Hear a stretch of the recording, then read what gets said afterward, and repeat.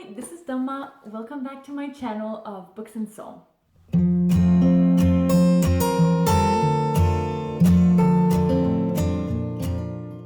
Today I want to talk to you about a book that I just recently finished, and it's called Frankenstein, written by Mary Shelley. The book was published in 1818. She wrote it when she was really young, and it's been one of her most famous works since. It is often said that this book started the sci-fi genre, and it is definitely one of its kind considering the time period when it was written.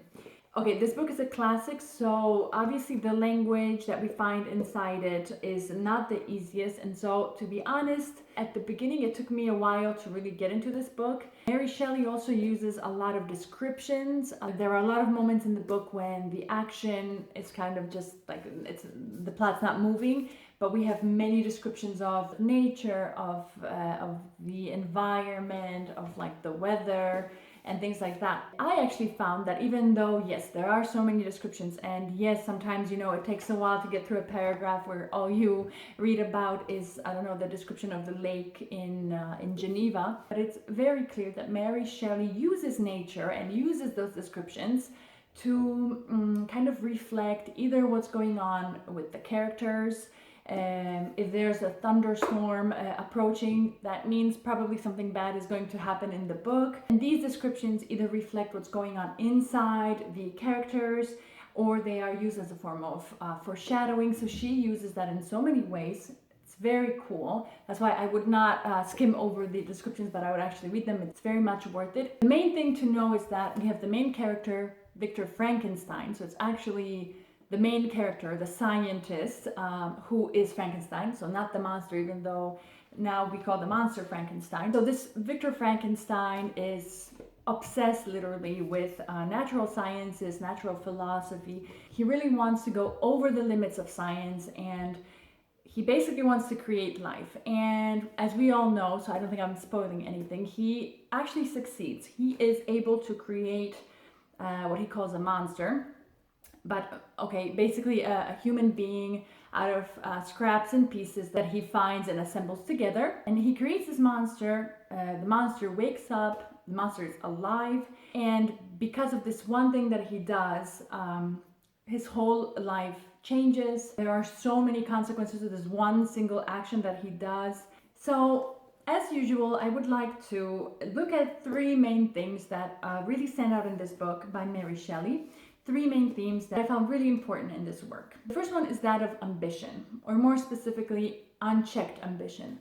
So we have the main character, like I said, Victor Frankenstein, who is obsessed with trying to cross over the limits of natural science. He wants to create life, he wants to give life to lifeless matter, and that is like his main goal as a scientist, as a scholar. I use obsessed intentionally because for Frankenstein, finding this solution and creating life is the main thing that he wants to do and accomplish. He wants to be known as the man who discovered and was able to create life.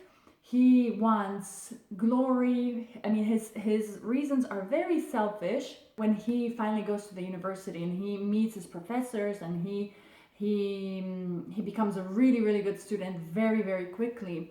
He devotes a lot of his time to doing things that he even himself describes as a little bit perplexing. Like he will spend a lot of time in the morgue. He examines corpses, dead bodies. Like he will just do anything it takes to get to where he wants to be without looking much at the consequences. What would happen, what could happen to society, is there any moral laws that would maybe say stop while you still can. And he is so focused on this one task that he has, that he basically stops eating or eats very little, stops sleeping or sleeps very little, and all his friends and his family and even the woman he is supposed to marry in the future, so he technically should love, they all kind of get pushed aside. They don't really matter that much because he is focused on that one task that he is doing. So basically I think it's very interesting that I don't think Mary Shelley here is criticizing just the idea of progress in itself. I think she's really trying to show us that progress is good and knowledge is good, but not where it is the only thing that matters, not where ambition and self-glory and basically selfish reasons are the main objective. There are many scientists and many scholars around Frankenstein at this moment, very bright minds, but none of them go to such extremes driven by this like crazy ambition that they don't know where to stop. So I think this is one of the really important themes in this book. The second theme that's very important in this book, and I actually think it's even more important than the first one, is that of exclusion and solitude, loneliness. There are so many words that are used in this book to describe the monster, a monster being one of them, but also wretch, devil, demon. I mean, the worst words are being used to describe this creature just because it's ugly. I mean, it's horrific in the way it looks, and because, I mean, it is made up of different parts of other human bodies and stuff. So yes, it is terrifying and just ugly, very ugly. But it's interesting that even Frankenstein never calls its own creation something nice.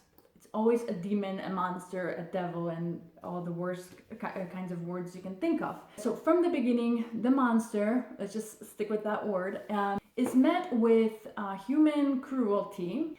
And whenever he encounters another human being, which he really, really just wants to make a friend, and just like he's fascinated with human beings and he wants a relationship, very normal for someone who is alive.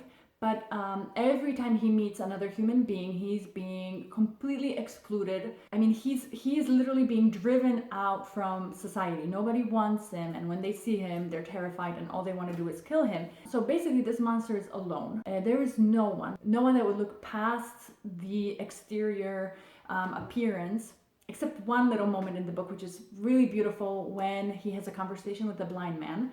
It's really good, and it's interesting to see that is what makes the creature really turn into a monster. It's not that it was born a monster, but it's basically Mary Shelley, I think, here is arguing, showing that, you know, it's social exclusion and pushing people away, you know, prejudice, things like that. That is what creates the bad in people. That is what makes people turn bad. I think it's worth noting that Frankenstein comes from a very good, kind-hearted family, almost like an ideal type of family. They're all very kind to each other. They all love each other. They can support, you know, they can count on each other and stuff like that. But for some reason, from the very beginning, not ever able to look past the outward appearance, Frankenstein never acts like a father figure to the monster, even though he is the creator. He kind of, you know, dismisses that responsibility that he has towards the life that he has given. And last but not least is the theme of guilt and internal peace and conscience in general. Like I told you, she uses nature to describe what happens internally in the main characters. And it's amazing how many moments there are in this book where we get to see what Victor is feeling and what's going on in his conscience and his soul, because he knows at the moment he makes this monster and things start happening, he feels this really huge guilt and he can't escape from it. Like literally, he can be in the nicest place on the planet. He can be on the lake in Geneva, surrounded by mountains at springtime, and he cannot escape from this guilt that he's feeling. And it's very interesting to see. I mean, it's not like there's one instance when Mary Shelley describes this. I mean, this comes up over and over and over again in this book, where this guy cannot get over the fact of what he did, and no matter how hard he tries to rationalize things in his mind, he knows what he did, and he cannot free himself from this. So he literally tries to escape from himself so many times, when he's using exercise and fatigue as a way to escape from himself and the things that he's feeling. And it's very interesting because inside this story, we get to see also the internal struggles of this man. That becomes almost like another world inside this story. You have his conscience, you have his heart, his mind, and he just doesn't know how to deal with this. To hide things inside him, he feels bad. And it's interesting because Mary Shelley also reflects the internal turmoil that he has inside in an outwards exterior way. So he suddenly becomes ill, he has a fever, he faints. I mean, there are so many external symptoms as to the inner sickness that he has. I think this just shows how many layers this book has and why it's a classic. And if you can get past maybe her style a little bit, or you know, the language that's a little bit outdated, I think there's so much that you can get out of this book. So I highly recommend it. Just as an update, I very quickly wanted to show you what I'm reading now, and you can definitely expect videos on these books coming up shortly. One of the books I'm reading now is Green Mile by Stephen King. I'm almost done with it, and that one's really good. The second one, and I don't think I'm going to make a video on it just yet, but because I just started the series, and that is Poldark, so Ross Poldark. It's by Winston Graham. It's basically the beginning of the series. There's like 12 books, as you can see right here. There's a lot of them. I just started it. This is the first one. I'll make a video on these books once I get a little bit more into the series. And I'm reading another book by Dobraczynski. Actually not reading, but listening to it on audiobook. I've actually also done another video on Dobraczynski before, on his book The Shadow of the Father. So I'm going to link it up here so you can check it out if you are interested. And that's it. So I hope you enjoyed this video. I hope to see you all very, very soon. Have a good day. Bye!